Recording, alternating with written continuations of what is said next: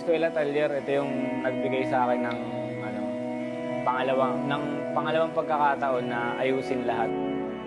Tinutulungan kami para ma-develop yung mga skills namin para magkaroon kami ng kakayahan na gumawa ng sarili rin naming pagkakakitaan. Ang natapos ko dito ay carpentry and woodworks, tsaka painting and finishing. Ako si Romel Rivera. Graduate ako ng Eskwela Talyer ng batch 7. Ma-improve siguro yung pakikipag-connecta ng mismong Intramuros administration sa community, yung mas mas mapatibay pa. Pagdadagdag pa sa mga pwedeng magamit na parte ng Intramuros. Yung trabaho ng mama ko kasi dito sa San Agustin Church, parish coordinator siya, kaya pa lang yun, hindi pa ako pinapanganak, nandun na siya. Intramuros, na sa akin to, parang mahal ko yung lugar na yan kasi dito ako pinanganak eh. Ayun na yung pinakabahay ko, hindi lang yung bahay na tinutulugan ko sa loob. Yung mismong Intramuros, siya na yung pinakabahay ko, yung mismong pader. Safe ako pag nasa loob.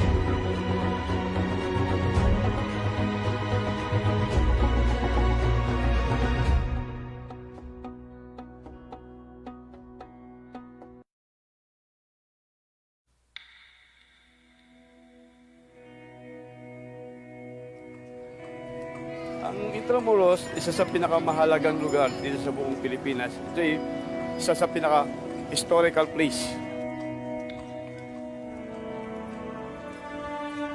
Ay naitutulong ng isang kutsero ay may turo sa mga bawat namamasyal kung anong mahalagang lugar dito sa Intramuros.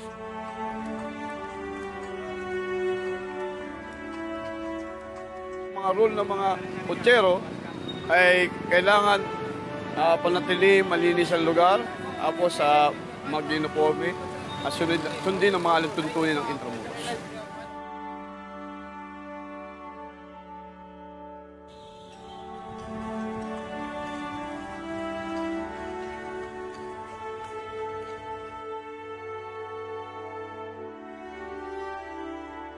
Dito sa Intramuros, sana isang araw o bawat isang linggo, bigyan nila ng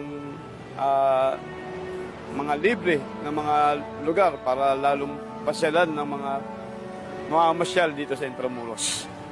Yung iba kasi namamasyal dito, hindi nakakapasok sa mga lugar-lugar kasi may mga bayan.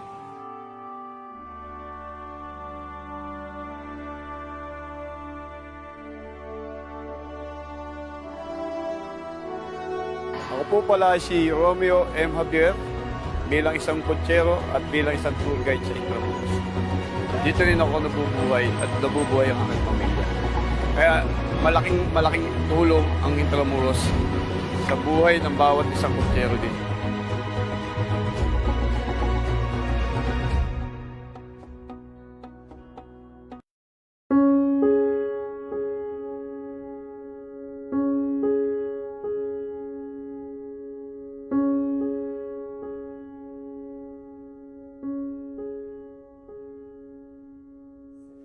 Intramuros is very important to us because of the lessons in heritage and history. Siguro, in one line ng objective ng Bahay Chinoy, establish our rightful place in the Philippine sun. Bukas ito sa public noong 1999, inilalarawan nito ang bahagi at ang impact ng mga Chinese Filipinos in all aspects of Philippine life. I wish that the Bahay Chinoy can be recognized in the whole Intramuros and the whole Philippine society. I wish all the visitors, the audience, regardless of race, regardless of origin, regardless of your religion, can be recognized as part of this nation and as part of this nation building and the history of the Philippines. Ako po si Teresita Angsi, founding president ng Kaisa para sa Kaunlaran at ngayon ay executive trustee ng Kaisa Heritage Foundation na nagmamanage sa Bahay Chinoy, Museum of the Chinese in Philippine Life.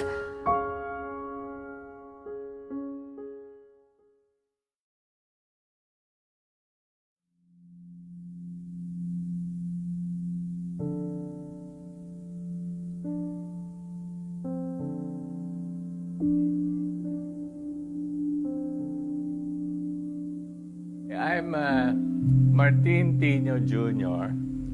My lolo became chairman of the COMELEC, and he was the one who transferred the COMELEC to Intramuros.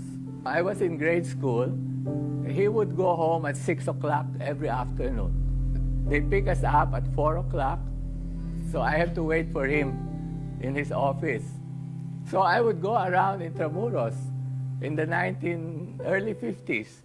It was all ruins.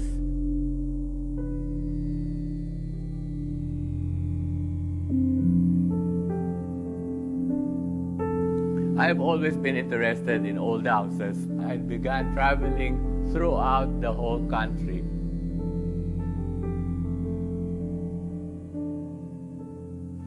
Intramuros was the biggest European city in Asia. This is our history. It defines our culture. The problem is most of our officials do not appreciate it. IA was founded. And Jimmy Laya, I didn't know Jimmy Laya. He got me as a consultant. Then we started having exhibits.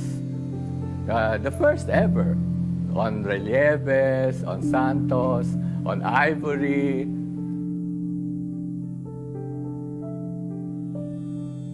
We have all these horrible-looking modern buildings. I wish they could tear it down and rebuild it properly. And in the early days, it was really a dead town. Even when Casa Manila was finished, we would make whatever pakulo just to bring in people. In the afternoon, Intramuros was empty. Empty. There was hardly any people. Since last year, I'm really amazed at how Intramuros has grown and has attracted so many people, considering the problems we had in the beginning. They have thousands of people coming here, and all of them are paying entrance fees, restaurants, all those chalets. Can you imagine? It's alive. You can see the whole thing is alive.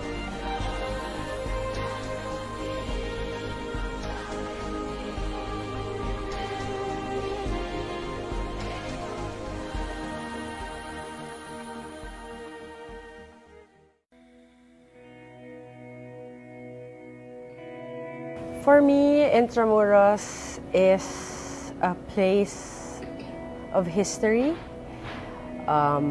It is a cultural and creative hub, and it brings so much pride and joy to the 5th District as well. If I could describe Intramuros in one word,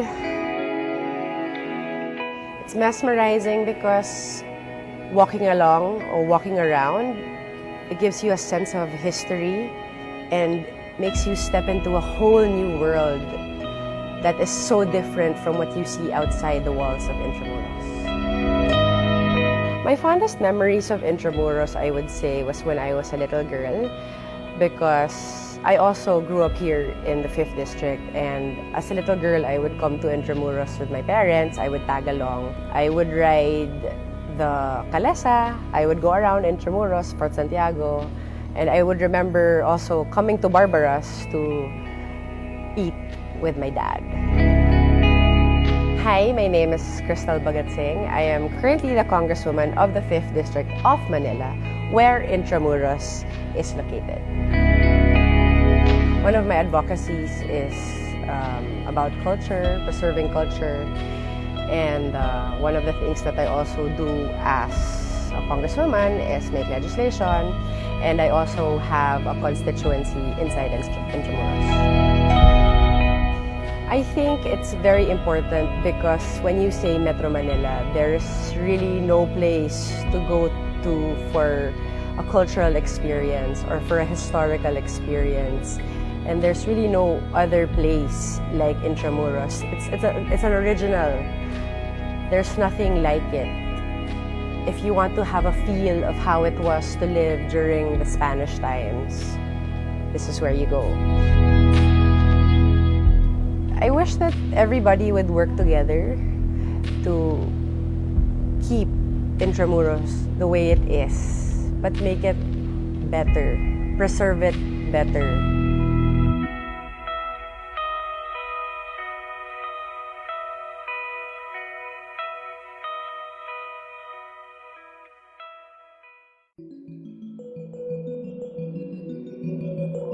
For me, Intramuros is our past, present, and our future.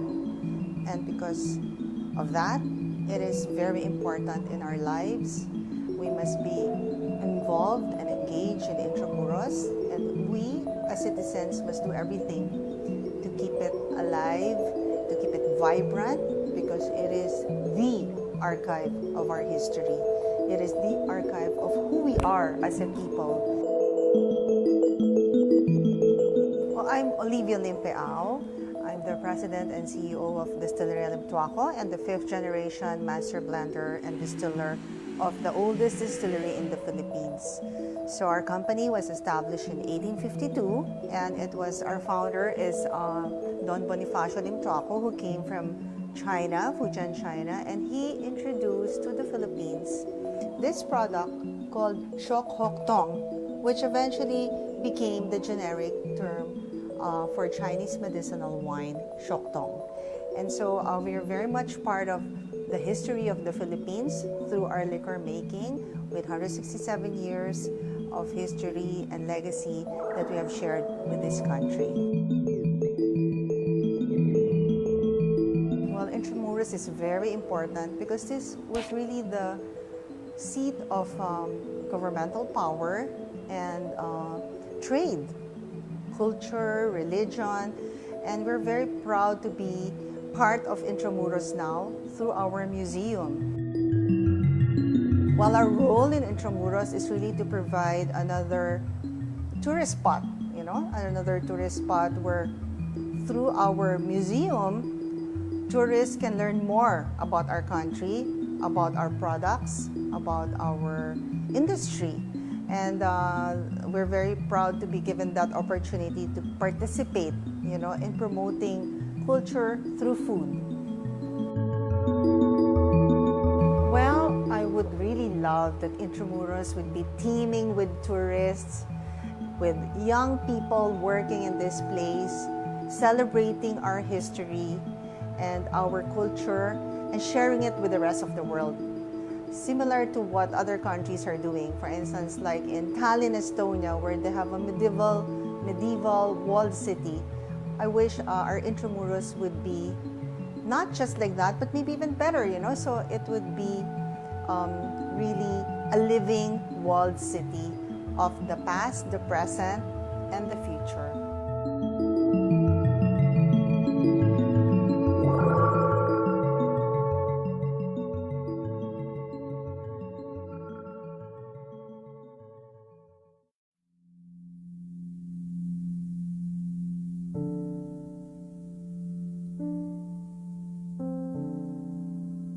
It was a very exciting time. That's what I remember most. I was on a holiday and I got a frantic call. Where are you anyway? They have been looking for you. And I said, what about? Having a restoration force as big as Intramuros was at the time didn't exist anywhere in the country. When we came into Intramuros to work, what are we restoring? We do not know.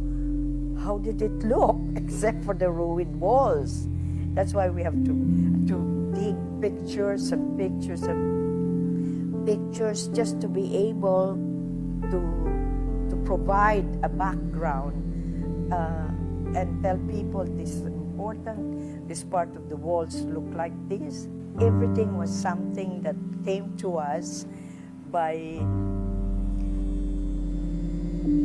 a calling, you'd say, that we have to do it right.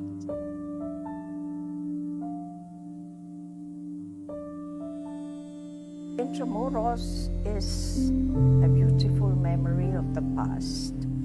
It is like a microcosm of all things good and bad. There are many good stories about Filipinos, people who headed the construction of the walls, and they were Indios. The carvers were Filipinos also. People should follow the regulations more, and that they should not seek exemption all the time. And this applies to both government, church, and private owners. I'm Esperanza Bunag Gatunton. I was hired, I would say, I was one of the first employed in the Intramuros administration structure, and that was pretty 1979. You have many people saying that Intramuros should not be preserved because it is a colonial memory and that should be erased. I don't think so. It represents failure. It represents achievement. So it's about time that our people should see Intramuros is not just a symbol of colonialization, but a symbol of our spirit to rise above that.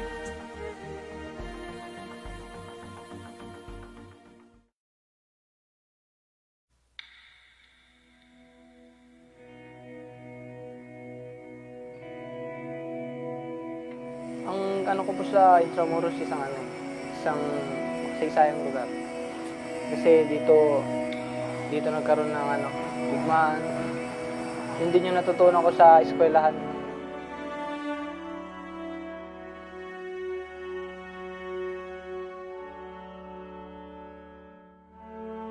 Sa akin sir, ang laki po ng naitulong ng eskwela Teller kasi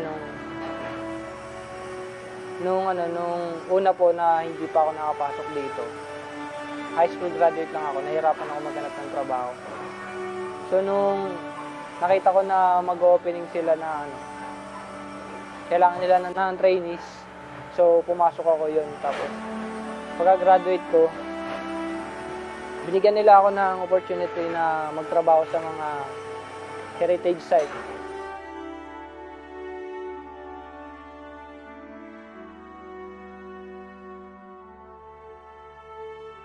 Ako po si Christian Edward Aguirre.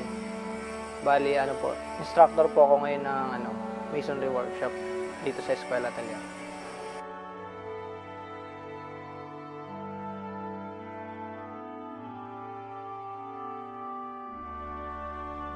Ang laki ng tulong, unang-una doon sa paninirahan.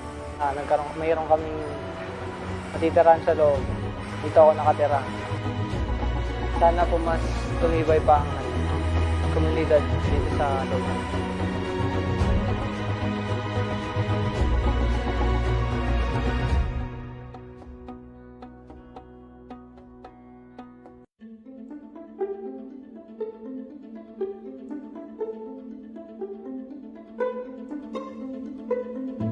Dahil po sa isang hanap buhay na marangal na nagpipilikap. Dati po ako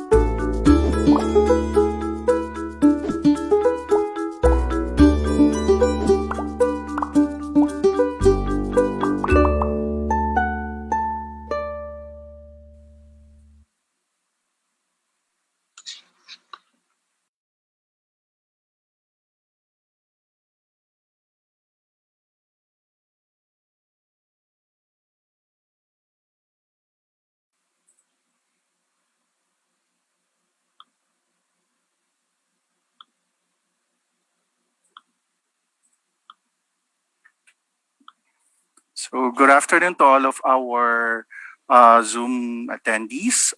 We will start in 2 minutes.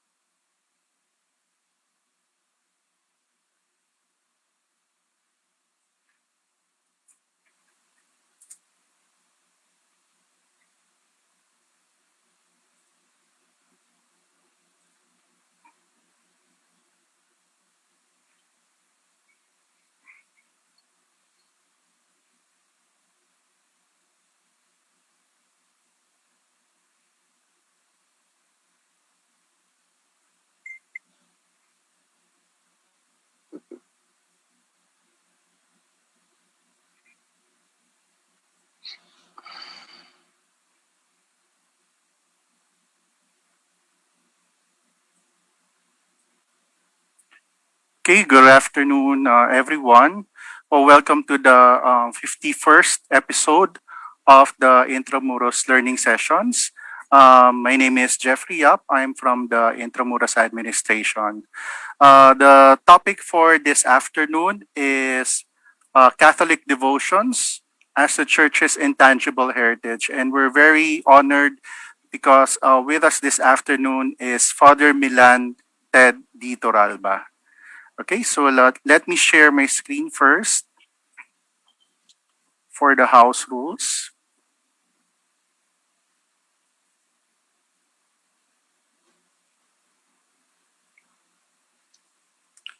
For the Zoom attendees, you may raise your questions via the Q&A button.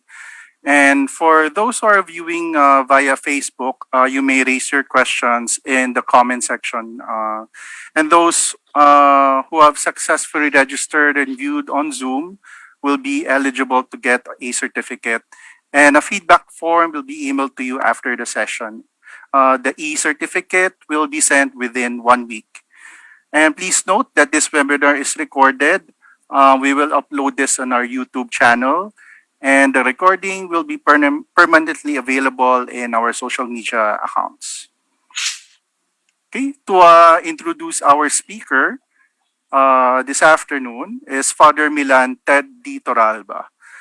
Father Milan is a Catholic priest for 28 years. And he is also an associate judge of the Tribunal of First Instance and the chair of the Commission for the Cultural Heritage of the Church of the Diocese of Tagbilaran, Bohol. Since 1996, Father Ted is the executive secretary of the Catholic Bishops' Conference of the Philippines, or the CBCP, the Episcopal Commission for Cultural Heritage of the Church. A canon lawyer by training, he was secretary of the Apostolic Nunciature in the Philippines from 2005 to 2008. Father Ed was also a founding chair of the Bohol Arts and Cultural Heritage Council from 2002 to 2005. He once served as vice head of the National Commission for Culture and the Arts, the NCCA Committee on Monuments and Sites, and he was also co-recipient of the third Guhit Awards for Cultural Heritage Preservation given by the Design and Architecture magazine in 2000. Father Ted trained in World Heritage Sites Management at the United Nations Institute for Training and Research, Hiroshima, Japan in 2008. He obtained degrees in philosophy, theology, and canon law, and his master's degree in cultural heritage studies, pursued MA linguistics degree, and gained academic units in music, all from the University of Santo Tomas, Manila. Okay, so without further ado, let me introduce to you Father Ted. Father Ted, the floor is yours. Thank you, Jeffrey.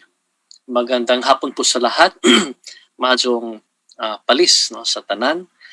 I would first like to thank the organizer, especially the Intramuros Administration, headed by Attorney Guillier Asido, the administrator, and also to the Filipino Heritage Festival Incorporated, headed by Ms. Mita Rufino, and also Ma'am Chichi Salas. And also to Miss Judith Nerick for coordinating with IA for this particular event this afternoon. I would be closing my video to conserve my bandwidth, and I would go directly to my topic, which is about the intangible cultural heritage of the church vis-a-vis its popular devotion. I'm now going to share screen for this purpose. Going directly to our discussion, this would be our talking points. Now, before we go to the talking points, I'd like to focus ourselves on the title, the Catholic Devotional Practices as the Church's Presumptive Intangible Cultural Heritage, an introduction. Word on the title, it is an introduction, meaning to say that we would be skimming the surface of this topic. We will not go into details that will consume us a lot of time. We are given only less than an hour for this topic. I also added the modifying word presumptive and also the word putative. And later on, I would like to explain why I have added those words. So this would be our talking points, divided into 4 parts. The preliminaries, as always. The second part, we will delve into the cultural heritage of the church. The third part would be our discussion on the, we call pia exercitia, the popular devotion or popular piety, practices of popular piety as presumptive or putative intangible cultural heritage of the church. And the fourth part will be our conclusion. Still, a summative discussion on part 3. And I always consider this would be our talking points in our topic by way of always considering first the definition and then the classification of the concepts that we want to introduce, so that we would have a more or less clearer grasp of our discussion. So we begin with the ways of knowing, and as you know, when we want to know something, we want to determine what it is, what is it, and then how does it come to exist? What would be the different ways of existing of a certain object or concept? So ancient logicians will tell us that there are 2 ways of knowing. We define things, or we define concepts, and then we divide. When we say division, we take to mean we classify, we group them. So when we define something, we put a limit to our understanding of that object known. So we disclose the comprehension of the object. Gaano kalalim yung ating naunawaan o pag-uunawa sa isang bagay. And then when we classify, we look at the extension of the object known.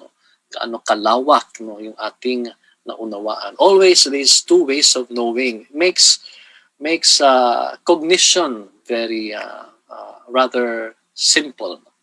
So we defined heritage. I also added the word kapanulundanan, which is the Cebuano Visayan word for heritage. And then, of course, pamana would be the Filipino word for heritage. We know that it comes from 2 Latin words, compound, eri, which means yesterday, and tangere.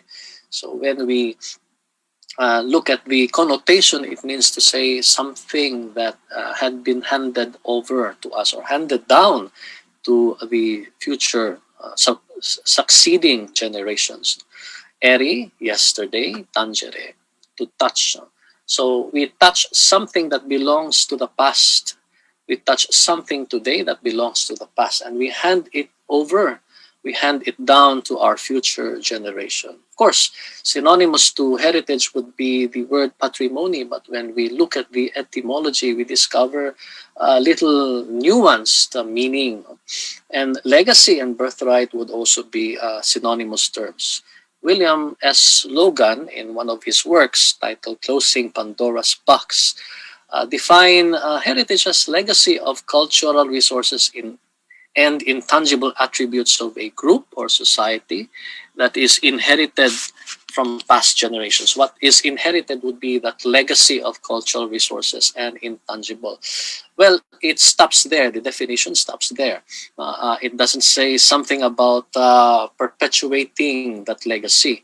So Getty Institute would define it differently. Below that of William S. Logan's is the Getty Institute definition. Whatever that has significance that you want to preserve or restore and then pass on to the next generation because it has value for you. So the key words in heritage would be significance and value.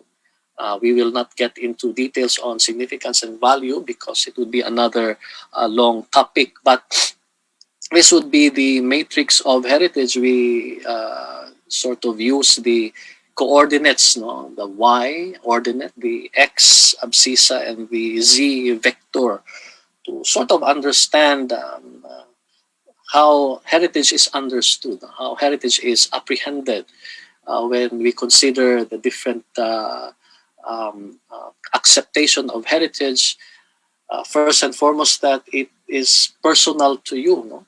And then it rises to the level of being a communitarian legacy, the province, the state, the nation, and then world. Kaya meron pong world heritage, no?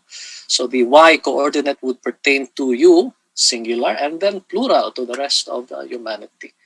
The x is the value that you place on the object. No? The object, the cultural material, has its own significance embedded in it. But it's men and women who ascribe value, who assign value to the object known. The Z would be the typologies. No? So the typologies are those highlighted in yellow, generally natural heritage and cultural heritage, further divided or classified into tangible and intangible. Tangible would be further subdivided into immovable and movable. And for intangible, I don't think we can divide it except to say that there are domains that specify the intangible cultural heritage in accord with UNESCO's Convention for the safeguarding of intangible cultural heritage. So when we look at it from another perspective, the perspective of the Venn diagram, because as you know, we human beings think in terms of sets. We group, we classify, kaya we divide concepts, we look at how they relate. So we come up with the concept of cultural heritage as an amalgamation, the interspersing of the concept of culture and heritage. So we will not look into details the definition of culture, no? But suffice it to say, culture is the sum totality. The sum totality of a people or of a community's cosmovision, world vision, its beliefs, religious beliefs, its political affiliation, its politics, its philosophy of life, its habits, its customs, no?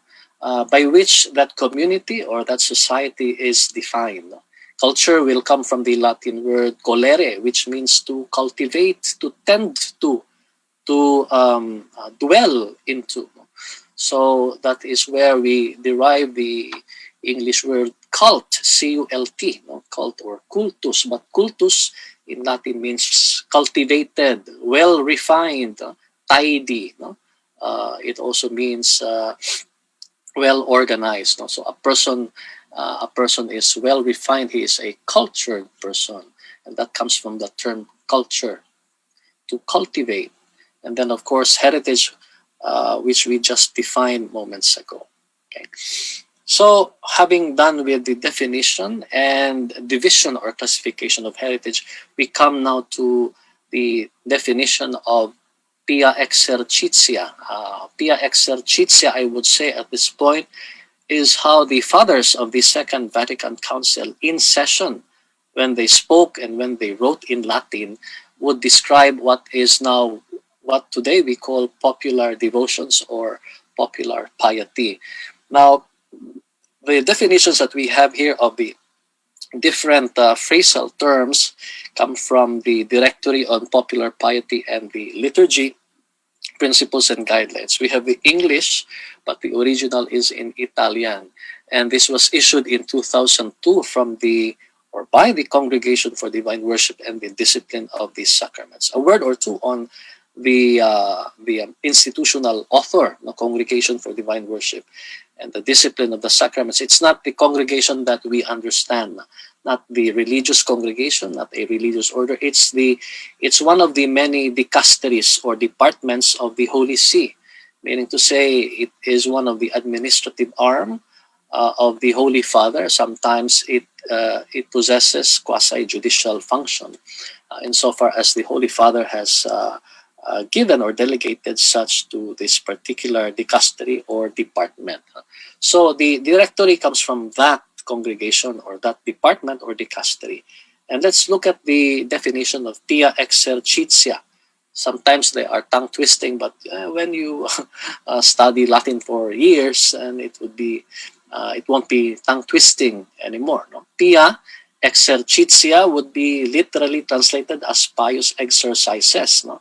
The quadrant on the upper left, no, pious exercises, but actually pia exercitia does not refer to the one on the left, upper left, but on the quadrant on the upper right, devotions. No?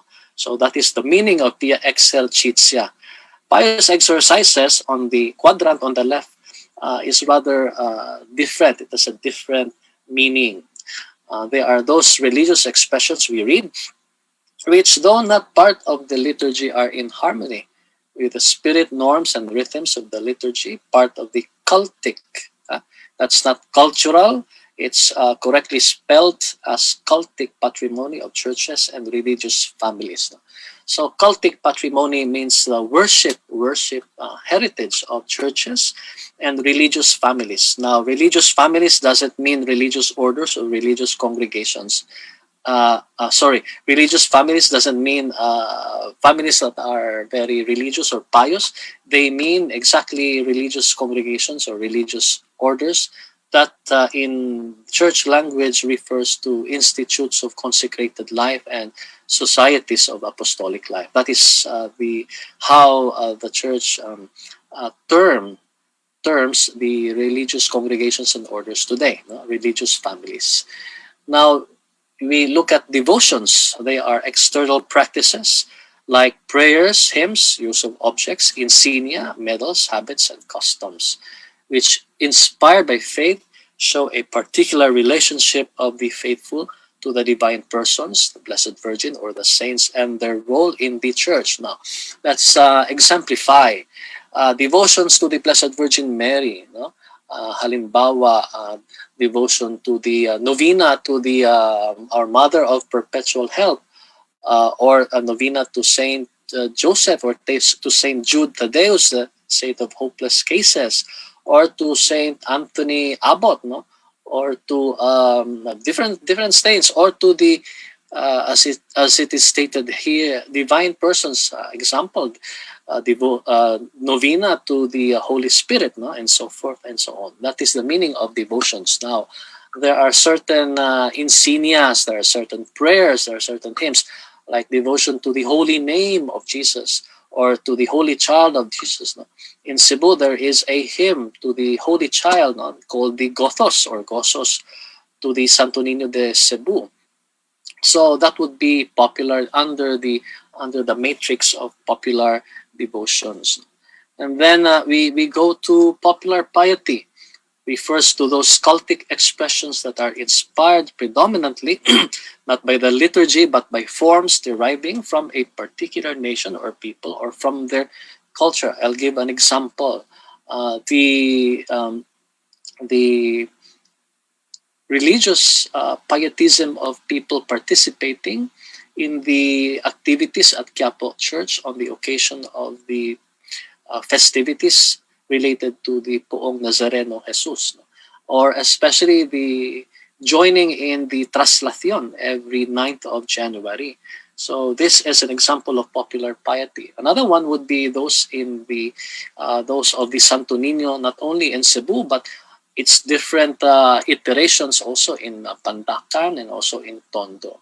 So they are forms of popular piety. They are just some of the many examples. But popular religiosity is one that one can find in almost all religions because it speaks of religious dimension that is found in all peoples. Popular religiosity implies a cultic expression of the people's sense of the transcendent and their view of nature, society, and history. So popular religiosity would more pertain to the cosmovision of a certain religion. For instance, Catholic religion has its own cosmovision, as well as Judaism, as well as Buddhism. No? Its philosophy of religion is embedded in the religious dimension of popular religiosity. One can find in almost all religions. So we make a check mark because we have gone through part 1, the preliminaries. Everything there was so conceptual, no? Formal comprehension of the concept and the formal conceptual extension. We had defined the heritage and we classified it. And then we went through popular devotion. We skimmed the surface of popular devotion, which, as I've said, the fathers of the Second Vatican Council termed as pia exercitia. We simply define it because later on the third part, we will divide it, meaning to say we will classify, we group them together. So let us look at the second part, the cultural heritage of the church, presuming we have gone through our understanding of culture, which we did rather superficially, and then of heritage, and then we look in particular the specific difference that this cultural heritage and some belongs to or is of the church. Excuse me. Before we going back, before we define what cultural heritage of the church is, we look at the font. When we define, as I said, we identify the perimeter, no? The perimeter, the boundary of the concept. No? We look at the comprehension. Kaya sabi ko kanina, ang pagkakalalim ng pag-uunawa ng isang bagay, no? O isang diwa. And before we do that, we identify the elements that will make up the definition. So we look at the font. No? When we say the font, we say the source of the definition of the cultural heritage of the church. And that source would come from the Holy See, in particular from Pope John Paul II in his motu proprio data apostolic letter, Inde a Pontificatus, which he issued in 1993. And then he said, and we quote, "Indeed, by its very nature, faith tends to express," notice the highlighted verb express, "itself in artistic forms and historical testimony, having an intrinsic evangelizing power and cultural value, to which the church is called to pay the greatest attention." What can we say of this statement from Pope John Paul II? Look at that word faith.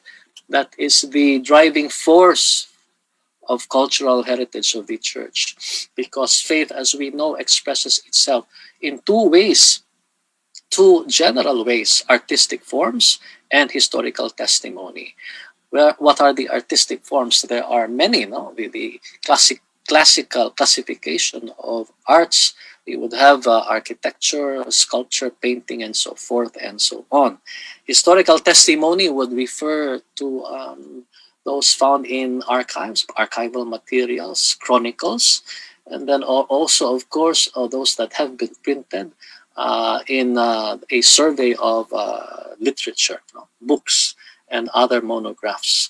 And these must have intrinsic evangelizing potential and cultural value, and for which the church is called to pay the greatest respect. We attempt to define the cultural heritage of the church, knowing its font, and we would say that it is the significant expression or the significant expressions of the community's faith, preserved and promoted due to their sign value for evangelization, catechesis, education, and enjoyment.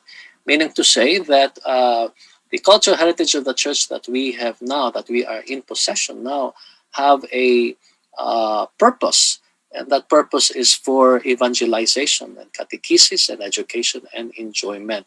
So this is the potential, the power, the potency of the cultural heritage of the church, rooted from faith, which, as we learned, expresses itself in artistic forms and historical testimony. Now, having defined the cultural heritage of the church, we attempt to divide it, we attempt to classify it, but we would derive our classification from the Holy Father himself in his address 2 years after he issued that apostolic letter in the Pontificatus. 2 years later, this is how he classified the cultural heritage of the church. The artistic patrimony of painting, sculpture, architecture, mosaic, and music placed at the service of the church's mission. That's the first. To this, we should then add, dagdag, sabi niya, the wealth of books contained in ecclesiastical libraries and the historical documents preserved in the archives of ecclesiastical communities. So that's the second. And then finally, the third classification. This concept covers the literary, theatrical, and cinematographic works produced by the mass media. So what do we learn? There are 3 sections, 3 classifications of the cultural heritage of the church. Let's look at them. First, typology, painting, sculpture, architecture, mosaic, music, museum, with sacred liturgy as its vertex. When we say vertex, we need to say that sacred liturgy is the axis around which these different artistic forms revolve. Second, typology, books and archives. They are heritage at the service of ecclesiastical culture and church history. And then the third typology, literature, theater, and cinema, which would be heritage produced by the mass media, which is not alien in bringing about ecclesiastical artistic value. Now let us visualize. This is the first typology: painting, sculpture, architecture, mosaic, music, museum, with sacred liturgy as its vertex. Why sacred liturgy?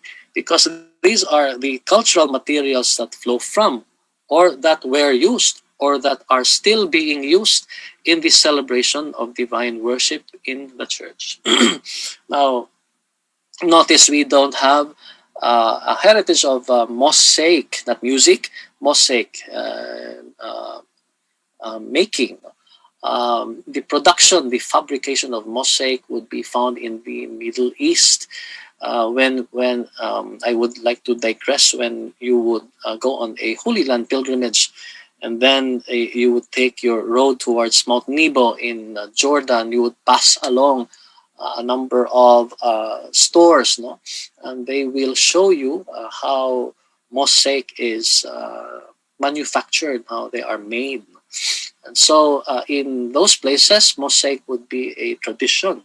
They would be cultural materials. It would be difficult to find mosaic in the Philippines. I'm not referring to music, but mosaic. Now, music here, it pertains to the material, not to the production of music. Later on, we would discover where we will find the other aspect of music, the intangible aspect of sacred music. And this one, the second typology, would refer to the tangible aspect of sacred music. So in the illustrations that we have pictures of exemplifications of the different artistic forms by which in the first typology we identify the cultural heritage of the church. Painting, I would like to use the laser pointer. Painting, well, if you, I would be biased, no? For the Diocese of Tagbilaran, because I'm a priest of the Diocese of Tagbilaran. You will find this, Tagbilaran Bohol, find this in the narthex of the church in Baclayon. the painting of the Descent of the Holy Spirit, 1850s.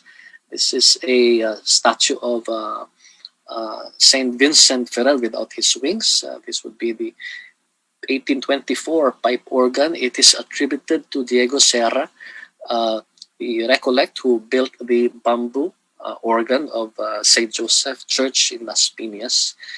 And then this is the interior of another church, facade of another church, recently restored, only turned over last year after the earthquake of 2013.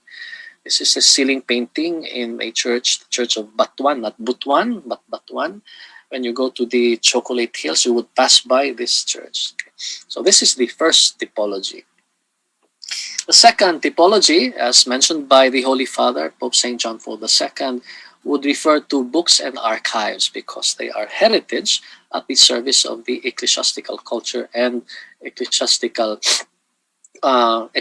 culture and the church history. So these pertain to some parish books. These are cantorales. These are books of the 16th century, secured in the Central Library of the University of Santo Tomas. These would be archival materials, archival boxes in the Diocese of Lawag, taken some years ago. Folios of the Cantoral in Baclayon, where we rediscover the Misa Baclayana.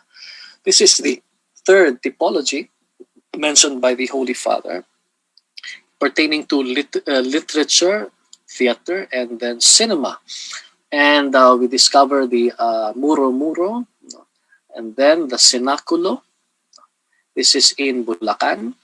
And then this practice has been passed on from one generation to the next generation. And then, of course, because it speaks of cinema, this would be, well, I'm just using this as an example. No? The Passion of the Christ, it's not really heritage, no? But probably Cecil DeMille's Ten Commandments, dahil alam natin, lumang pelikula po yan. No? The Passion of the Christ would have been sometimes towards the beginning of the millennium, 2000. This is by Mel Gibson, remember?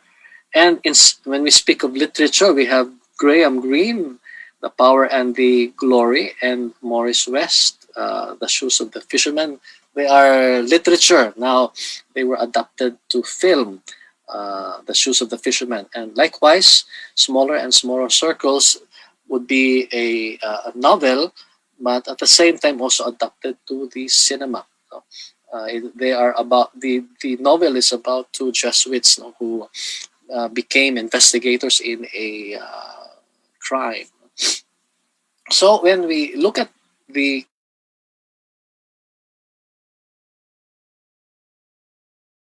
cultural heritage of the church, the tangible aspect, so tatlong paghahati-hati, tatlong hukbo, ika nga, no? The first typology, referring to architecture, music, mosaic, museum, sculpture, painting. The second would pertain to the wealth of books in ecclesiastical libraries, and then archival materials in archives. And the third would refer to literature, theater, and cinema. So, we are done with the second part, the cultural heritage of the church.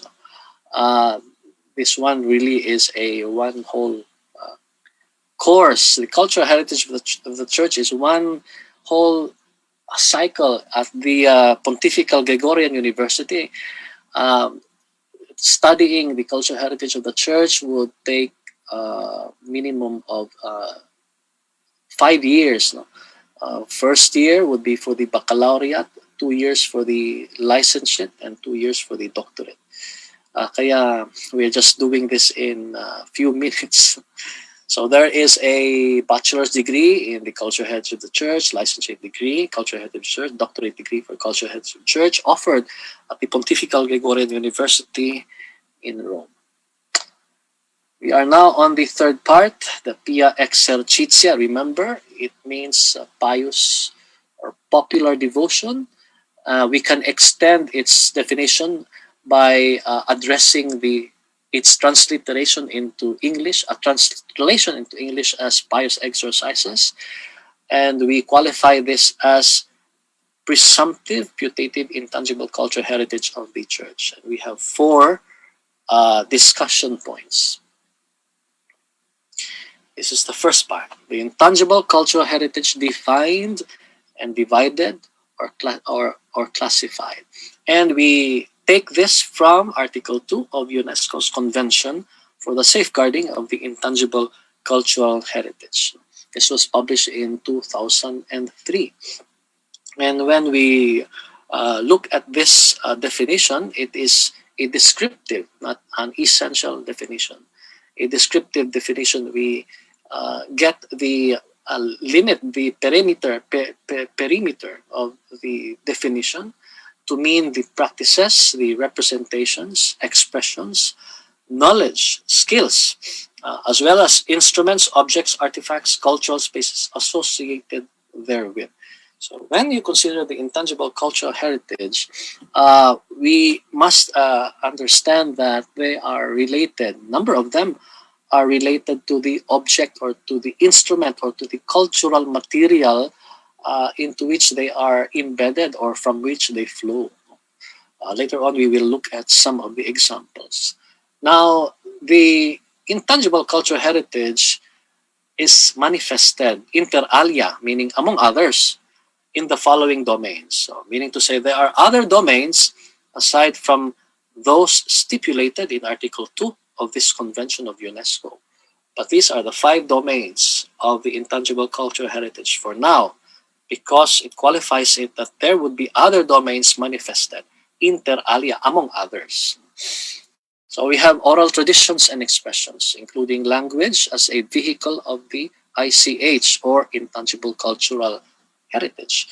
We have the performing arts, the social practices, rituals, and festive events. We have knowledge and practices concerning nature and the universe. And finally, traditional craftsmanship. So looking at that definition, we discover domains. No? The domains, what does the intangible cultural heritage include? No? Because that is the extension. This is as far as we know now, and probably in the future there will be other domains that would be identified. But for now, these are the domains. No? These are the exemplification of our definition. They would be like the typologies of the cultural heritage of the church we just had gone through. Now we match the pia exercitia, the popular devotion or pious exercises, the church's pious exercises, and UNESCO's intangible cultural heritage. So you look at the 2 columns. The one on the left, we came across this in the early part, in the first part. And as I have cited, we have the institutional author, the Congregation for Divine Worship and the Discipline of the Sacraments. And we went through, we skimmed over this concept, over the different definitions taken from the Directory on Popular Piety and the Liturgy. And we highlighted the important words and phrasal terms. On the right, we discover the convention. We also highlighted the important words and phrasal terms. And why have we done that? To determine, to match these 2 different constructs. Our objective is to really know whether they are in a way related conceptually, operationally, or practically. So we try to match them. Again, the Venn diagram that we discovered earlier, the Venn diagram, for those who had gone through, of course, all of us would have gone through basic logic in college. No? The Venn diagram is an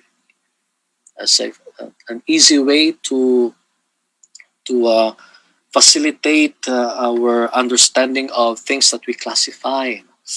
Because as I have mentioned, we human beings think in terms of sets. We group items, so ideas. So on the left circle would be everything that pertains to popular piety or practices of popular religiosity. And the highlighted words and phrasal terms we encountered previously, we place them all here in the left circle.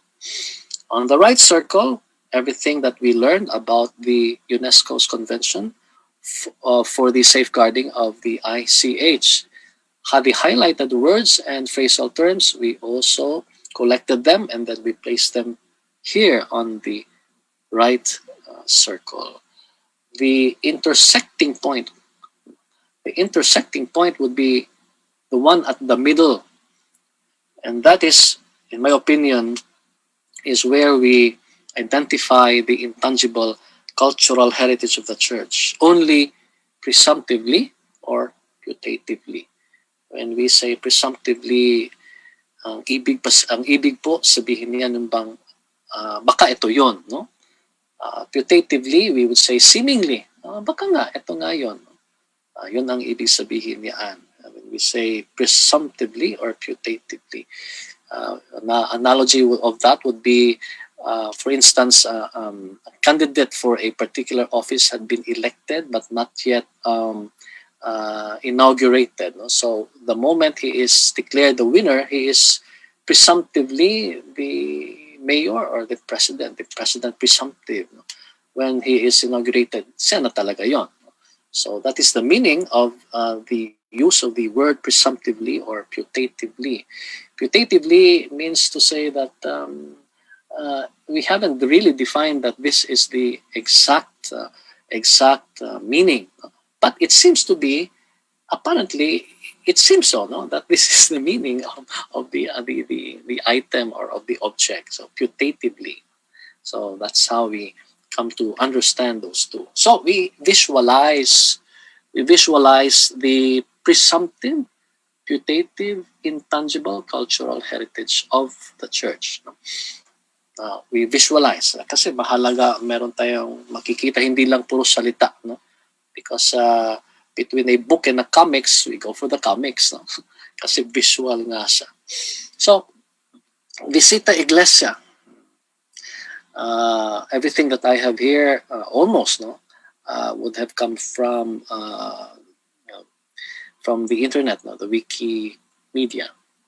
The Visita Iglesia Laguna, of course, that's only a holotype. No? There are visitas iglesias everywhere, especially during the Holy Week. And many things are involved in the Visita Iglesia. The Visita Iglesia is actually done not on Monday, Thursday, but on Good Friday. Sometimes people think that it's on Monday, Thursday that they do Visita Iglesia. But the tradition there, started by St. Philip Neri, would be on a Good Friday, not on a Monday, Thursday. And the reason for that is because the idea, the object of devotion would be the sepultum, no, of the Lord. You go one place to another, meditating on the passion and death of the Lord Jesus, especially on his death. What it brought us, what it brought to us, what his death has brought to us, which is, of course, the other side of the cross is salvation, and how he suffered for it. The idea of the Visita Iglesia is to go through different churches. If we can't go to the 7 major churches in Rome called basilicas, major basilicas in Rome. So instead of going to Rome to go and visit those 7 churches on a pilgrimage, the diocese would identify, these would be the 7 churches. In substitution for those 7 major basilicas in Rome that we can't go to because of the different issues, especially logistics. But of course, we don't stop on having just 7 churches. Sometimes any church can do, no? So long as you make that visit. And one of the objective there is to obtain plenary indulgence after complying with the usual conditions. That would be another topic. And then on the center, upper center of our frame would be the traslación of the Poong Nazareno, Poong Jesus Nazareno. On its left, which is on the right side, upper right side, would be the Sinulog of Cebu. And then below that would be the first day of the Misa, Simbang Gabi. Simbang Gabi at the St. Joseph Church in Las Piñas. And notice people are outside. They have to congregate outside due to the health protocol. This was December of 2020. So even though there were health protocols in place, we comply with them, and people have to stay outside because it would be better. The area won't be enclosed. And then below that would be the Subli of Bawan in Batangas. It is a dance devotion, popular devotion to the Holy Cross.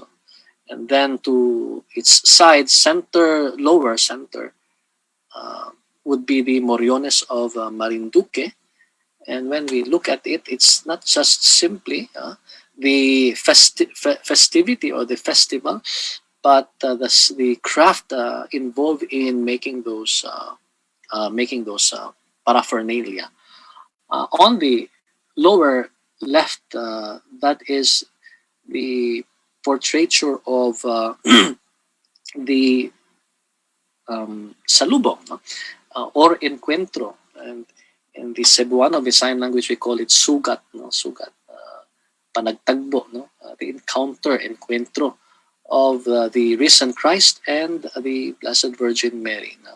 Remember, this event is not found in scriptures because scriptures, St. John's Gospel will tell us that Jesus appeared before Mary of Magdala. But there is a tradition based on the spiritual interlocution of saints, telling us that first and foremost, when Jesus rose from the dead, he first visited his mother, of course. So this is the whole general idea of the salubong or the encuentro. At the middle is the the Santa Cruzan, which is intimately linked to the practice of the Flores de Mayo. Now we look at other forms of the intangible cultural heritage, putative intangible cultural heritage. We mentioned about the cenaculo.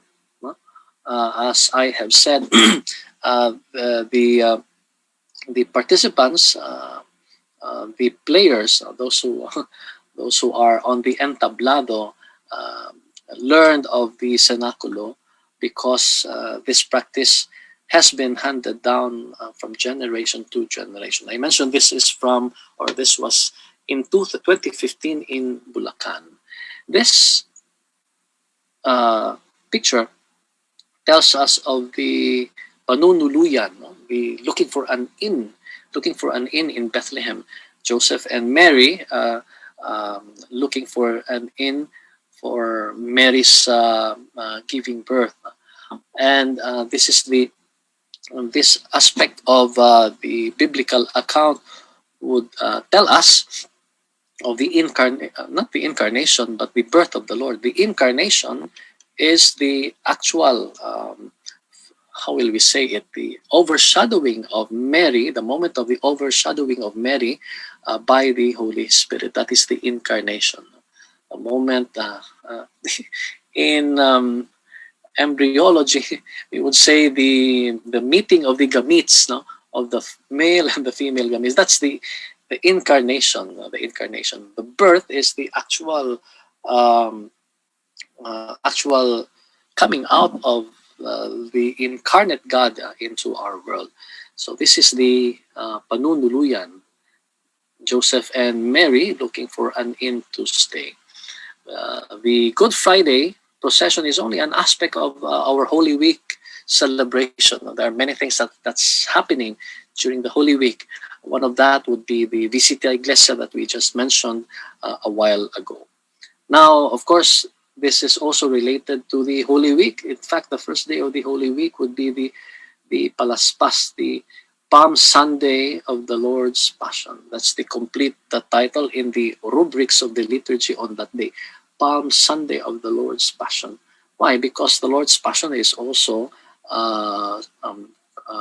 proclaimed during the rites of the liturgy for Palm Sunday of the Lord's Passion. So we see here the priest blessing the palm, but consider not only the action, but also the craft, the skill in making the palaspas. We call it lukay, in the Visayas, lukay. So lukay would be palaspas, and there are different artistic forms that can be made out of the palm fronds. Now there are two pictures here. We place them side by side. It's in the same church, Hagna. And what do we see? There are two events that would happen during Christmas. The first is the so-called padagan sa kumeta. Padagan sa kumeta, meaning the comet would make would run. Padagan would streak from one end to the other, and this usually happens when the celebrant intones the Gloria. When he intones the Gloria in excelsis Deo, then aside from the congregation singing the other parts, this will be the time for the comet to streak from one end to the other, usually from the choir loft down all the way to the sanctuary or to the place, wherever that place is inside the church, where they have installed the Belen, to signify that this is the comet. This is the comet that guided the Magi, to the baby to baby Jesus. That is the first part, and then the second part would occur every first Sunday of January, and it is called Dagit sa mga bituon. Dagit is the snatching of the stars. In this way, that comet that streaked from one end to the other would return to its place, snatching along the way all the other stars. Now, when we look at it, of course, the event of the comet is found in scriptures, right? It's found in the infancy narrative of scriptures. It's there. But the Dagit sa mga bituon, the snatching of the stars, you won't find it there. So this is an aspect of popular piety that is specific to this church, and you can only infer it in the biblical tradition, but there is a theological conclusion derived out of this event. What is the theological conclusion that we can derive out of that event? That Jesus is the lodestar, represented by the comet now. He is the lodestar, and the action of snatching the other stars would mean that we need to follow. We follow his way. We follow the way, who Jesus identifies as himself. I am the way. So the light from the comet, the bright light from the comet, would be the ideal. It would be the one that would guide us to wherever is our final destiny, which is in the bosom of our Heavenly Father. That is the theology behind the dagits, dagits sa mga bito. Going down would be the penitencia that we encounter or we come across in Central Luzon, especially in Pampanga. It's a popular tradition or popular piety that the church actually would like people to avoid. But people have different panata. No? So they do this every year, probably with the exception of last year and this year due to the health protocol.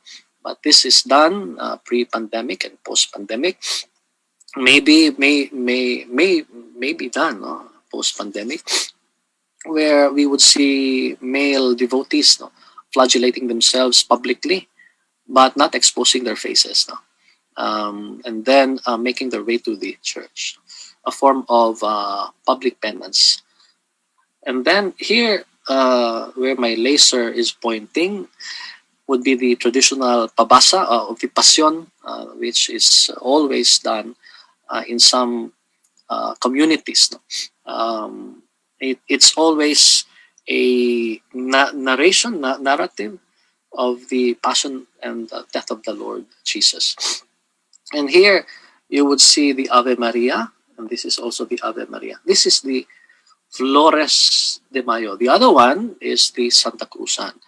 Remember, the Santa Cruzan is intimately linked with the Flores de Mayo. The Flores de Mayo is, of course, Spanish for the flower, the flowers of May, but the flower there is simply a metaphor, a representation of Mary, who is the most beautiful mother, who is the most beautiful creature that God has created. There is only, according to the fathers of the Second Vatican Council, only one. If we need to boast before God, we can only boast of the Blessed Virgin Mary, the Immaculate Conception, pure and most chaste. So if we are boastful before God, we can only say, well, we have the Blessed Virgin Mary that you yourself created, and that became the womb, became the vessel of our salvation. So the flowers there would be, first, different layers of interpretation and meaning would refer to our offerings, our offering to the Blessed Virgin, through the Blessed Virgin to God Himself. They signify life coming after the coldness and darkness of winter, because May belongs to the season of spring. Of course, we cannot experience that here in our tropical country, but in the farther northern hemisphere, where the temperature is cool and where it snows, they would experience, of course, winter, and then comes spring. So Mary would be our spring in that sense. He would be bringing the spring, and the springtime would be epitomized in the flowering, in the flowering of plants and other vegetative creatures, vegetative trees, vegetative plants. And the whole idea of the Flores de Mayo is not only an offering, but as I have mentioned, it also refers to Mary as the garden, the perfect enclosed garden. When we speak of garden, we think of the bounty within that garden, whether it is a vegetable garden or some other forms of garden that God Himself has cultivated. And this happens, of course, during the month of May, when plants are blooming and the land is ready for harvesting or ready for planting.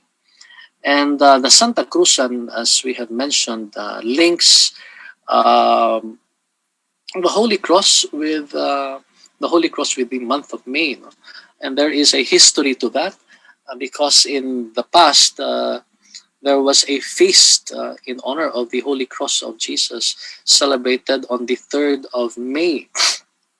So on the 3rd of May, there was in the old liturgy the so-called in inventione Sancti Crucis. In inventione. Inventione means the discovery or the recovery of the Holy Cross after it had been taken by the Sassanid Emperor Khosroes II. Sometimes in the 5th century. In the year 629, May 3rd of 629, they recovered this cross from the Sassanid Empire that invaded Jerusalem, occupied Jerusalem for some time. So they were able to recover this, and that is why in the rubrics of the old liturgy, The title of the rite on that day is In Inventione Sancti Crucis, the discovery, or more precisely, recovery of the Holy Cross. Why? Because as oral tradition would tell us, saint for the Orthodox Church, Empress Helena, the mother of the Emperor Constantine, together with Bishop Macarius of Jerusalem, discovered the true cross. So they were looking for the true cross. So the way to authenticate it was to bring in a number of sick people and then made them touch or go near the 3 crosses that they discovered on Golgotha or Mount Calvary. And those who would be cured by that cross, that is the signal that this would be the authentic cross. So they were able to find, according to this story, the authentic cross because of the sick people who got near them, who were eventually cured. And the discovery of the true cross is dated on the 13th or 14th of September in the year 326 or 327 by common reckoning. And it means to say that from that time on, the Holy Cross has been venerated. And the date is fixed on the 14th of September. This is the feast of the, used to be Triumph of the Cross, used to be the Exaltation of the Cross, but now the Feast of the Triumph of the Cross. In Latin, it is termed the In Exaltatione Sancti Crucis, the exaltation of the cross. The first one, In Inventione Sancti Crucis, May 3rd, and the second one, September 14, in Exaltatione Sancti Crucis, the exaltation of the cross. 1960, the liturgy was reformed by Pope John the 23rd. He abolished the one on May 3rd and replaced it with the feast of Saint Philip and Saint James the Less. Okay, so those are the little historical description. Belen, not only the way we depict it, but the crafting, the skills involved in making Belen. Parol, the skills involved in making it, and then bells. So why are we exemplifying bells as one of the intangible cultural heritage? It's the language of the bells, the way the bells are rung. Bells have languages, no? Bells rung when someone dies, whether it's a child or it's an adult, a female or a male. What time, what day, whether it's in the morning, whether it's in the evening, the oración, and then for the 8 o'clock in the evening for the difuntos. No? So there's a language for the bells. No? Of course, one of our art historians have a book on the bells. No? But what is important is to record, inventory the language of the bells, how the bells would speak. These are the apostoles during the Holy Week, and this pertains to the so-called Panihapon sa mga apostoles. This happens on evening of Monday, Thursday after the Mass of the Lord's Supper. This is the Obando fertility rites. This is in Pahias, Lukban, on the 15th of May, which would be a few days from now. These are carvings from the retablo in Albuquerque, Bohol, of course, and the urna making, and some of our artisans doing urna and retablo. So let's look at the universe of the cultural heritage of the church. This is culture, and then heritage, natural, cultural, and we said that at the middle would be the or the intersect we would find the cultural heritage of the church. So everything here would pertain to the cultural heritage of the church, and we cannot bring every exemplifications here for lack of space. Okay, so now let's try to summarize the cultural material as against the Pia Exercitia and the UNESCO's ICH domains. So we match them, and this is what we discover. Now, on your left column, we find all the cultural materials we have identified. No?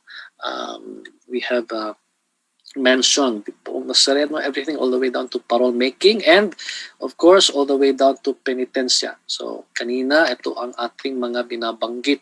Pia exercitia, we said popular devotion or popular piety, or sometimes we call them popular religiosity, pious exercises. And these are the domains, as it were, which we discovered moments ago. And this is the domain. These are the domains coming from UNESCO's definition of ICH. So we try to match them once more in a more nuanced way.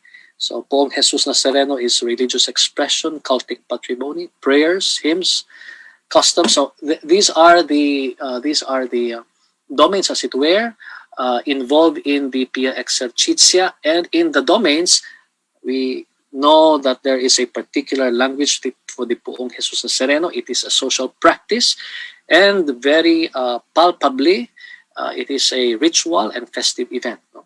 So you would discover, we will not go through each of them, but probably someday someone would study the intangible cultural heritage of the church. So everything that we find here, we try to understand them by making comparisons.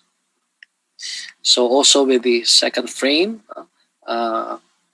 comparing our pious traditions or pious practices with UNESCO's domains. We have no time looking at them individually, so we just have to run through. So we are done with part 3. The last one was tabulating the samples of Pia Exercitia and UNESCO's ICH domains. We come now to the conclusion. The first question to ask, why the Church's Pia Exercitia is presumptive or putative ICH? The first answer to that question is this. The Church has not defined. There is no magisterium of the Church about the intangible cultural heritage. What the Church has is a definition, a classification of its tangible cultural heritage. Okay?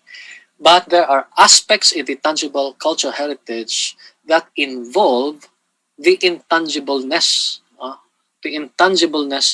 of certain popular devotions or pious practices of the Church. So that is one reason why we say it's presumptive. No? Ibig sabihin, ang simbahan wala siyang opisyal na posisyon. No? Wala siyang ipinahayag na, ito yung ating intangible cultural heritage. Wala. Ang sinabi ng simbahan, ito yung ating tangible cultural heritage. Whether it's movable or immovable, ito ang ating tangible cultural heritage. And then we mentioned previously, Pope St. John Paul II. Di po ba? So, that's the first reason why I said it's presumptive or putative. Wala talaga tayong intangible cultural heritage. The Church has not defined it. Second reason, what could be construed as the Church's intangible cultural heritage in the construct of UNESCO is in the language of the Church, Pia Exercitia, essentially connected to and flows from its sacred liturgy. Meaning to say, it's the principle of the Church that whatever popular religiosity, pious practices the Church has, it always flows from, or they point to, or they have their font in the liturgy. No? So that is the more important thing. And then, what will we do now? Anong magagawa natin dito? This is what we would do. We will still, in our attempt to identify, what could be the intangible cultural heritage of the Church. Let's do an inventory, a cultural mapping of our presumptive, putative, intangible cultural heritage. And we use this process, this cognitive process, that came from the Pontifical Commission for the Cultural Heritage of the Church. In its circular, the inventory and catalog of the cultural heritage of the Church, a necessary and urgent task. There are 3 phases. the heuristic, the analytical, and the synthetic. This is how the church scientifically, we would say, in an orderly manner, catalog, inventory, document its cultural materials. So when we look at it, we would say, ay, meron palang paraan kung paano gagawin, no, yung mga pag-inventorize, paglilista, no, pagkakatalog ng mga pamana ng simbahan. So yan ang gagawin natin. Okay. Because probably one day, we would be able to inscribe the whatever is the intangible cultural heritage of the church. We would be able to inscribe that in the UNESCO representative list of the intangible cultural heritage of humanity. So look at the check marks on the extreme right. We have finished all the parts, 1, 2, 3, and 4, and we have gone through the conclusion, which is an extension of our discussion on the third part. Now, the connecting line that links the artistic cultural processes of Christian inspiration and faith itself is the reference, always this one, the reference to Jesus Christ. He is culmen et fons. Culmen, he is the summit, culmination. Et fons, he is the source, the fountain of all heritage of the church. I will stop my share and thank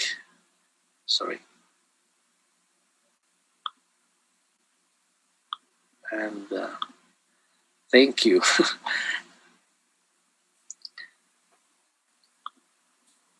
Thank you very much, Father Ted, for that very wonderful lecture.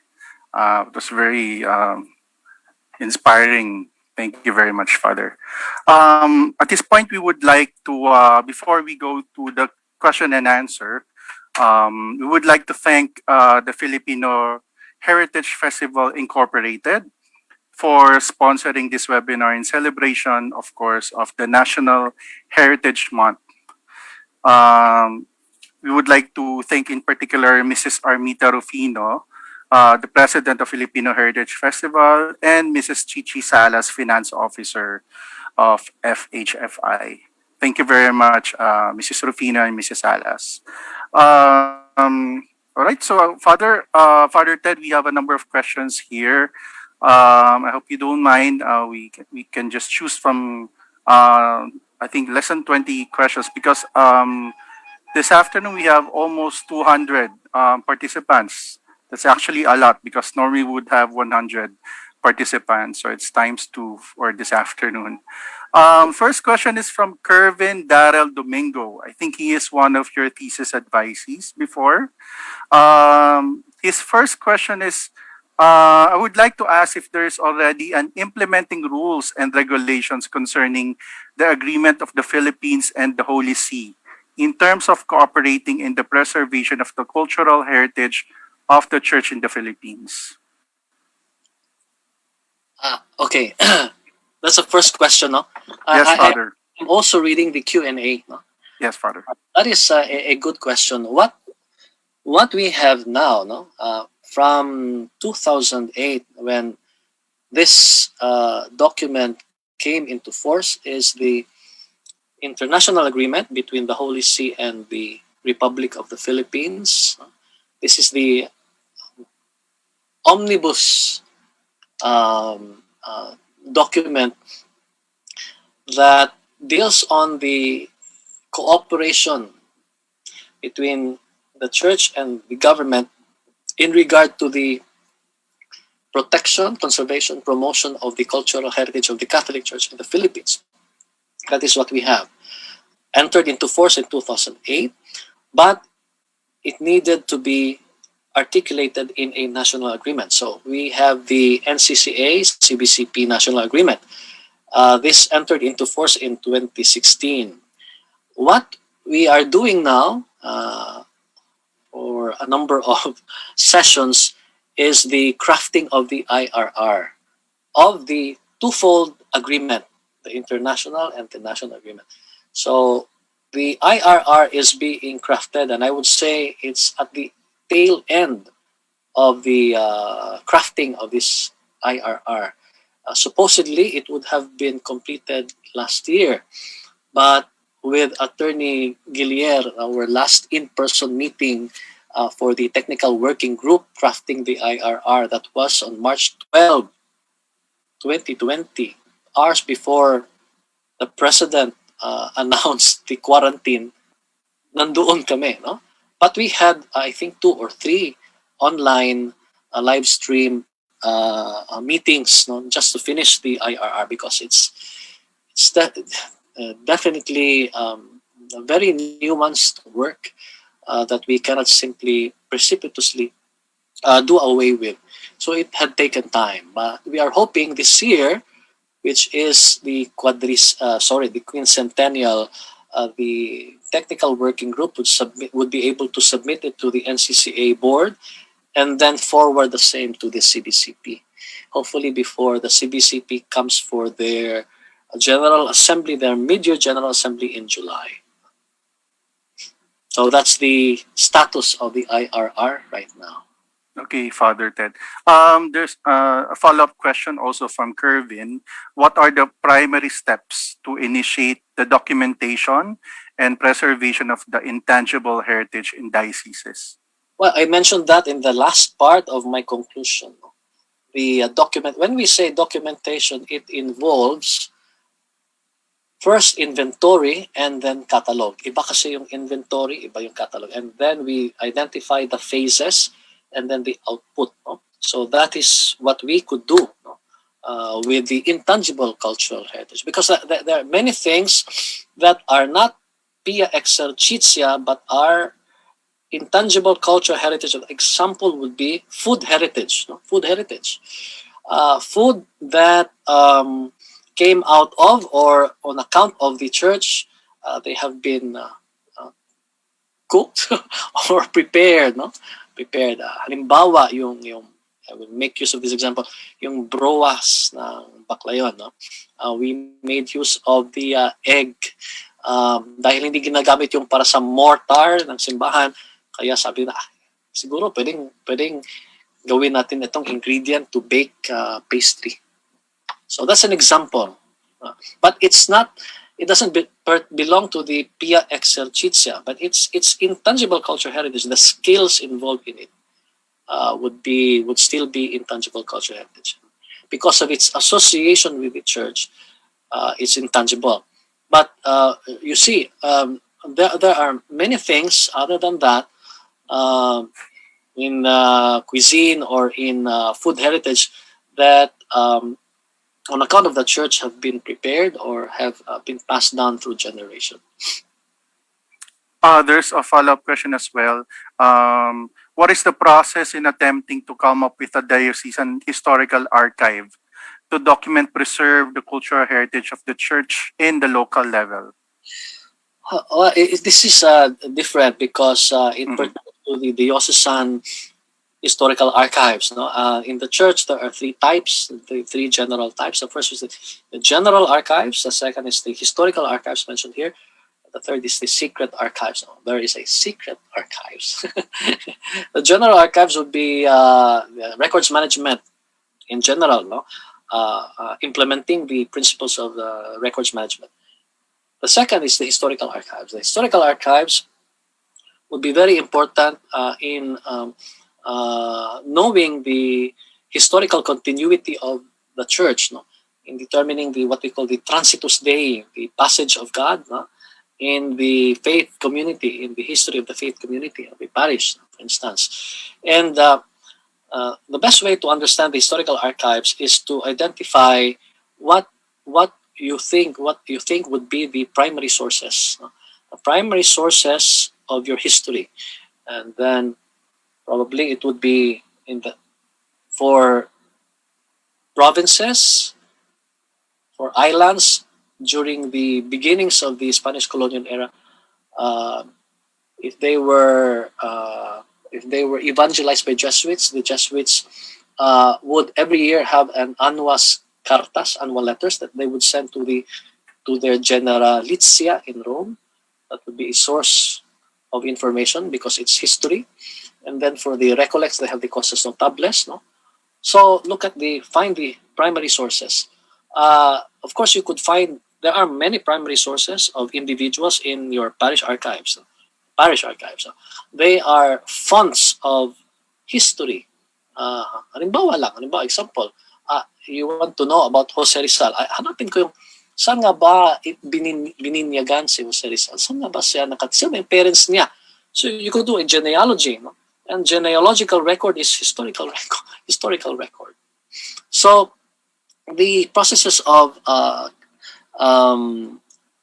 having a diocesan historical archive would simply follow that line of thought, no? Find the source, no? Follow the primary source. It's like you follow the money. This one, you follow the source. You follow the primary source. Thank you for that, Father Ted. We will only answer a few questions because we don't have enough time. This one is from Philip Medina. I think Philip's question, there are also similar questions to Philip's question here. Given today's increasing awareness on church-built heritage and material culture, is this now being taught in seminaries to mold future priests on the importance of church artifacts and cultural materials related to devotion? I think Philip would also like to know, as well as the other participants, if there's already a building or a developing course on built heritage conservation being taught in seminaries, Father Ted. No, there is none. We attempted that a number of times in the past, no? When the Episcopal Commission for Church Heritage was created, 1996, it was then a permanent committee.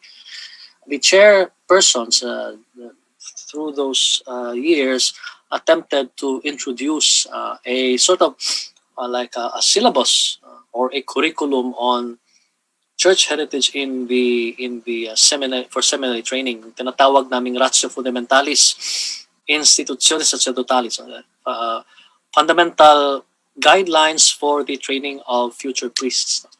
There is a national guideline for that. Now, coming from Rome would be the international guideline. So having that national guideline, we attempted to introduce church heritage. But I think there still needs to be a lot of awareness raising on the part of a number of the clergy. Of course, awareness, sensitivity has been leveled up, upgraded, more this time than previously when we first started, of course. But we are still attempting to introduce that kind of curriculum. What is being attempted, what is being done is to introduce piecemeal what church heritage is through the subject of humanities. Through in theology, especially in the UST where I come from, in the subject called sacred archaeology, church heritage is introduced. But as I mentioned, in Rome there is a faculty of history and cultural heritage of the church, instituted in the Pontifical Gregorian University, sometimes in 1991. So as I mentioned, it follows the complete academic cycle of an ecclesiastical science. It offers the baccalaureate, the licentiate, and the doctorate degree. And that is where we derive some of our curriculum for some of our topics for church heritage that we try to introduce in the seminaries. Okay, thank you for that, Father Ted. There's a question here from Josefino Larena. How can we encourage the provinces or Catholic schools or Catholic universities to put up archive center so that researchers can easily conduct their research or access information on Catholic tradition and heritage? I'll give you an analogy. People in the parishes, when they come to some awareness of heritage, and then they would discover few items of cultural value or heritage significance, they would always think, oh, let's have a museum. Pero sinasabi ko, okay, when you have that museum, how many items would you place there? Second, probably that museum would simply look like a bodega or a collection. Museology is a a big, it's a large universe by itself. No? Hindi siya basta-basta. When you look at a museum, you look at the different aspects, the seven major functions of a museum. Pag-aralan po yun. And then, not only that, you have to identify ano yung mga items mo. Probably you only have 100 items or 50 items, but it has to be well curated. No? Hindi siya basta-basta. And so, sabi ko, baka hanggang ribbon cutting lang yung museum na yan. Pagkatapos, wala na. And then, think of the logistics. No? How are you going to maintain that museum? You need to have some assistance, financial assistance for that. Now, I made use of that analogy when we think of, so far as the question is concerned, about archives, putting up archives. As I said, the first thing is really to gather your primary sources. Identify your primary sources. Identify where are your primary sources. For instance, no, most of our primary sources of the Spanish colonial period, when we were mission territories of the Dominicans, of the Recollects, of the Jesuits. Most of the primary sources are in their archives, in their generalitia, in Spain or in Rome.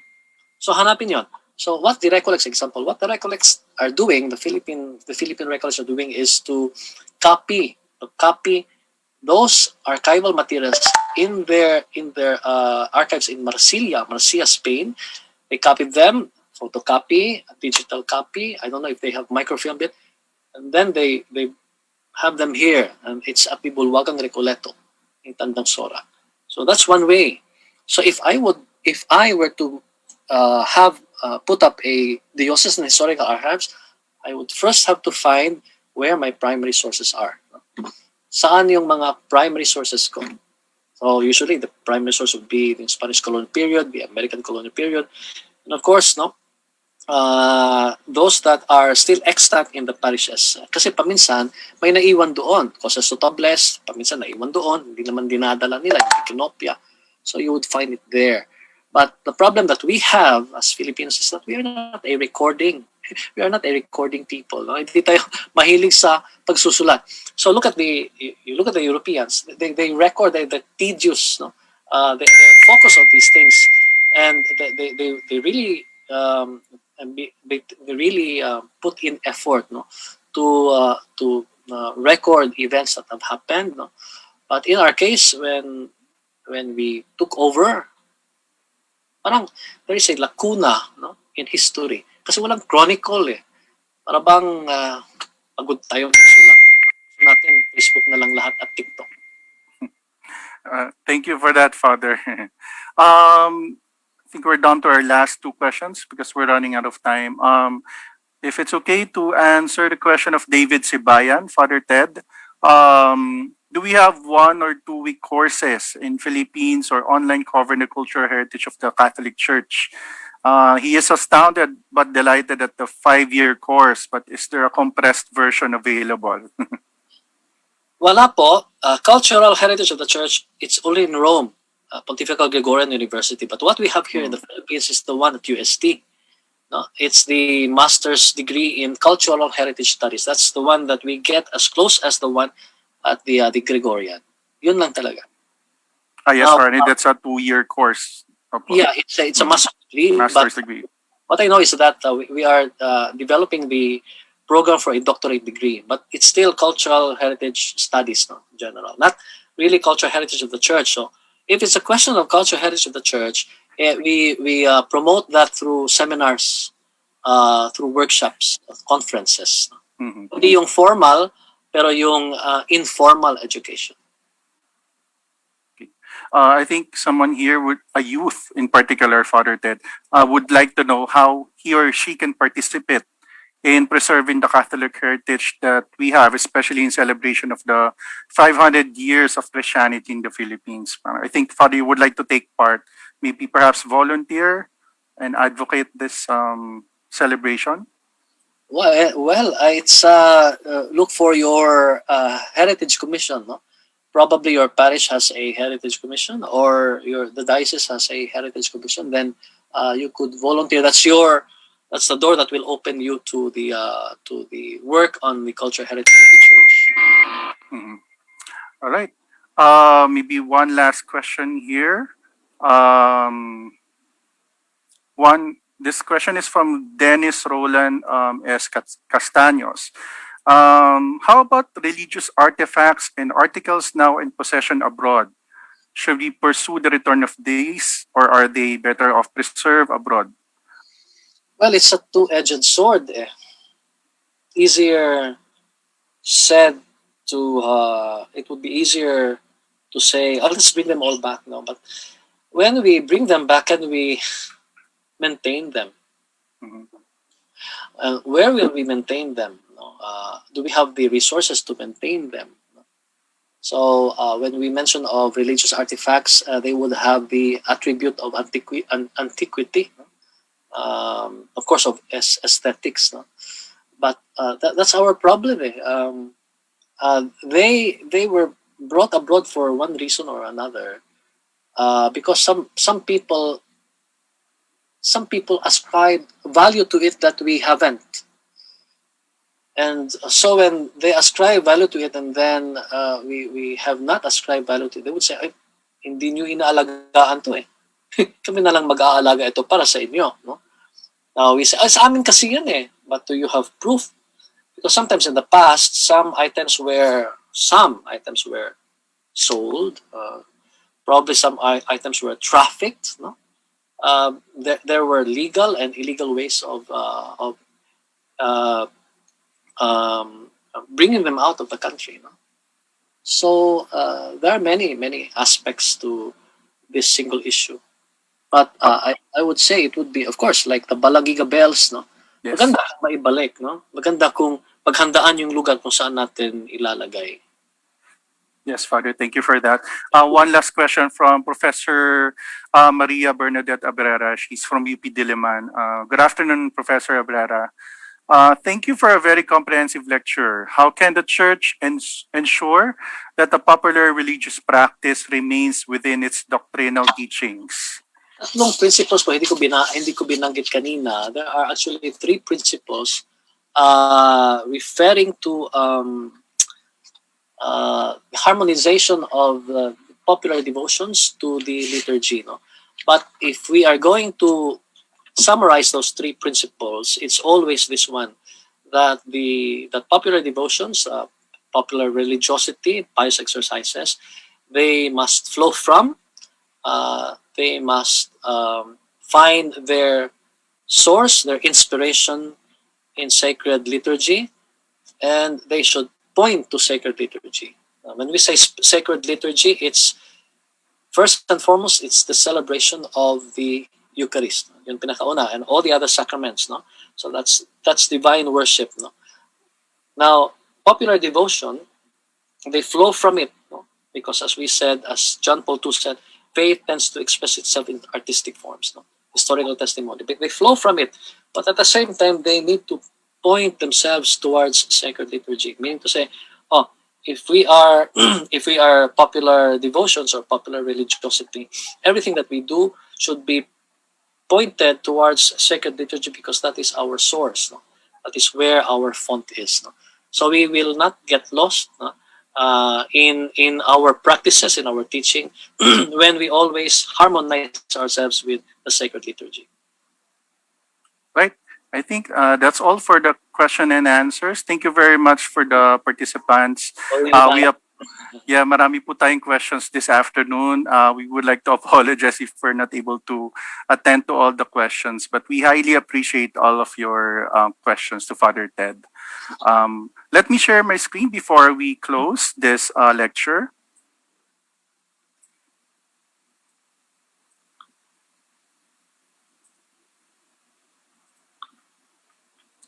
All right, so for those who would like to connect to our social media pages, please like our Facebook, official Intramuros Administration. We are also on Twitter at Intramuros, Instagram, Intramuros PH, and YouTube, Intramuros Administration, where we will save and actually put all of our Intramuros Learning Sessions. So if you missed our previous sessions, click bit.ly/IAILS and don't forget to hit the subscribe button.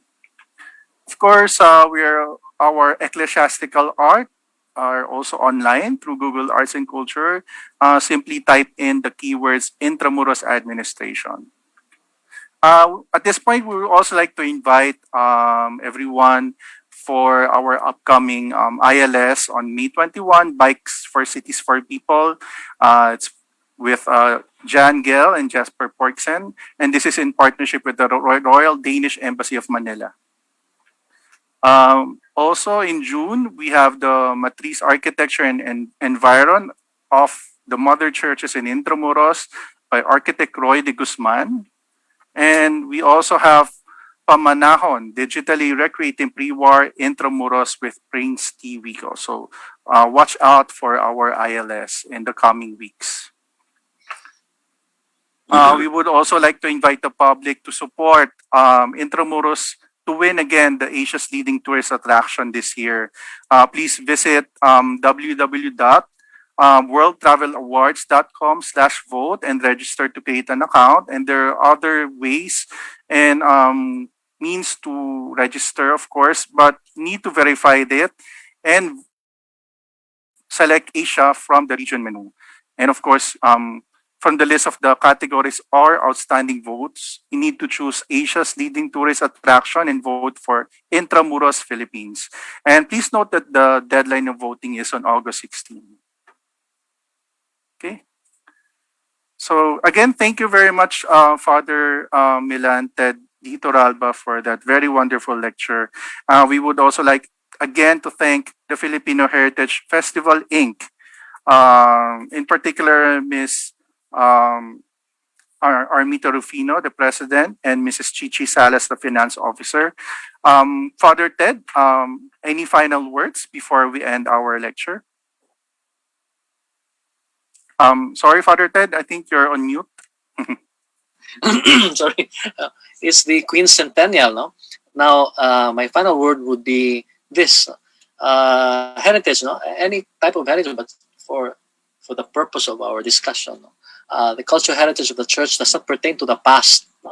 It's not about the past. No? It's about the future, because there is intergenerational equity. Whatever we have in the past, it's simply loaned from our future generation.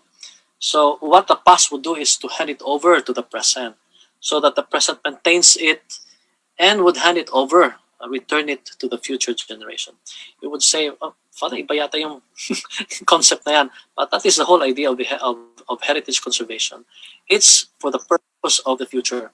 And what we do today, say 50 years from now or 100 years from now, that would be heritage. No? So we are forming new heritage today by focusing on what is beauty, not only what beholds our eyes, but what is truth and what is really being. Meaning to say that we as persons in this world are images of the God who created us. And that is our role, because we in this world is His greatest legacy. His greatest legacy for the future. Okay, thank you very much, Father Ted. Father Milan Ted D. Torralba. So maraming salamat po, Father. And thank you very much for all of our attendees in Zoom and Facebook Live. Happy National Heritage Month to everyone, and happy, I think it's a holiday as well. At this point, we would also like to thank a lot of our viewers from around the Philippines. We're very surprised that some are even from Nueva Vizcaya, from Dumaguete, from Leyte. Maraming salamat po for supporting ILS. We're already on our 51st, and we're looking forward for more Intramuros Learning Sessions with you, and this is free of charge. So we're very happy to serve the public for this. Again, maraming salamat po, Father Ted, and thank you po for everyone.